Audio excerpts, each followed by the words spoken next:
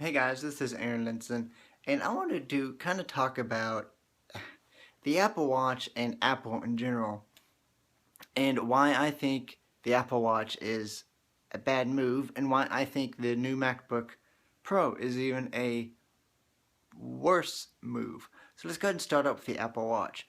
First of all, $350 for a watch that has to be connected, obviously, to an iPhone just like this is a little bit too pricey.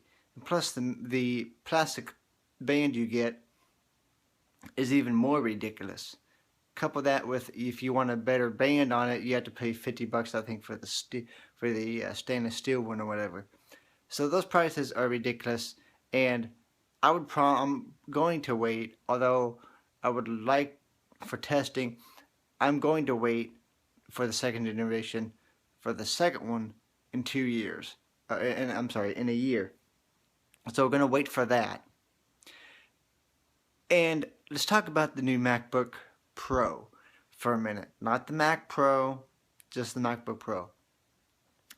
First off, I like the design, I like the slimmer profile. Let's talk about, at first, the connector. So that connector is a Type-C, I believe, both every single port inside of it.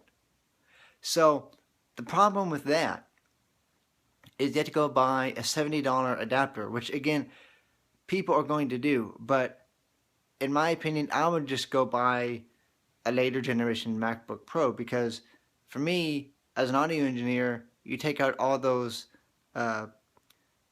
ports and all that, and even video editors and all that kind of stuff. People that need to get work done, you take all that stuff out, they're going to be mad at you.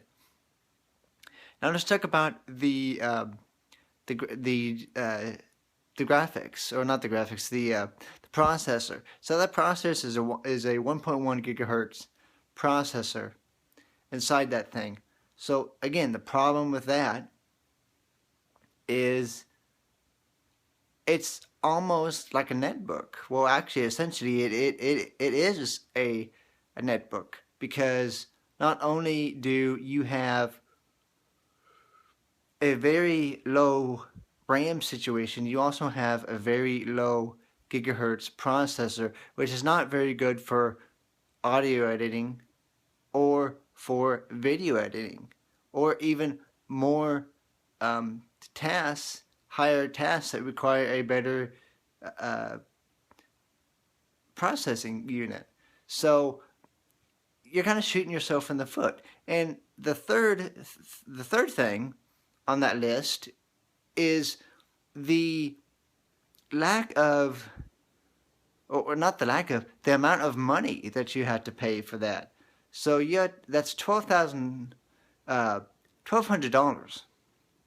With that amount of money, I could even pay less money to get the previous generation MacBook Pro, get a MacBook Air, a better spec MacBook Air, the higher 13-inch MacBook Air, for that kind of money. Or I could even go buy or build, better yet, I could buy a computer for that amount of money. Or better yet, I could buy the parts to build my own computer, still save a little bit of money, and make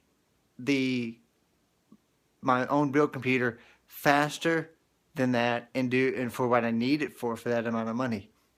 So is Apple going in the wrong direction with the Apple Watch and the new MacBook Pro? In my opinion, I do think so.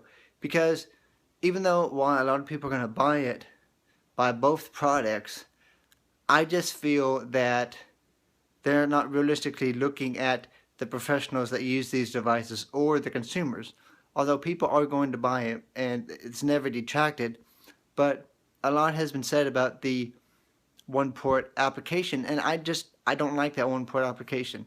It's something that, if I were to buy another Mac, I would go for a lower cost option, or for last year's model that has all the ports that I need. There's no way I'm spending $70 on an adapter. That's ridiculous. That will probably come out in a few months with a less expensive adapter, the same kind of thing from an off-brand that I can buy like through Amazon or something. So let me know your thoughts on this. Am I right or am I wrong? make sure to comment, rate, subscribe, and I'll see you guys in the next video. Bye bye.